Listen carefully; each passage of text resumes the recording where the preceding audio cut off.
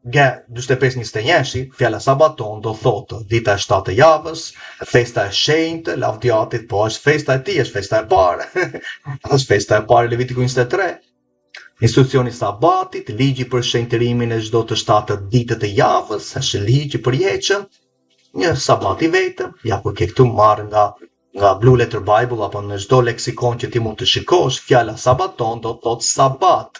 U përmend 68 herë, gati 70 herë për Mesian u përkthye sabat, mbasi Mesia u ringjall vëlla motër masandaj për apostull në u bë dita e parë e javës, nga dalin këto doktrina demonike. Këto janë heresitë që janë predikuar gjatë mbasikjeve të tyre.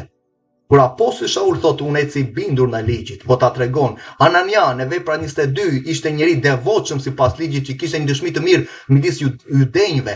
Asambleja në vepra 15 që shikon në këtë rast judenjtë dhe jo hebrejt që kishin besuar, ju thuhet që të mbajnë ligjin për ato 4 gjërat fillimisht që do të lini minjanës, sepse Mojsiu ishte predikuar në këtë rast në çdo sabat në sinagoga, çdo sabat kemi miqësinë e vërtetë. Dhe masandaj dilte vllai duke folur gjërat çoroditura me mua në telefon dhe përmende ja këto 4 gjëra do të bëjmë ne vërtet, por vargu më vonë çfarë thotë?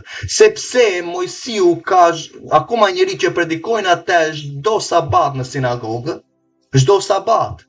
Sepse ishte karakteri i tyre, ishte sjellja e tyre, ishte stili jetesës së tyre që Mesia la.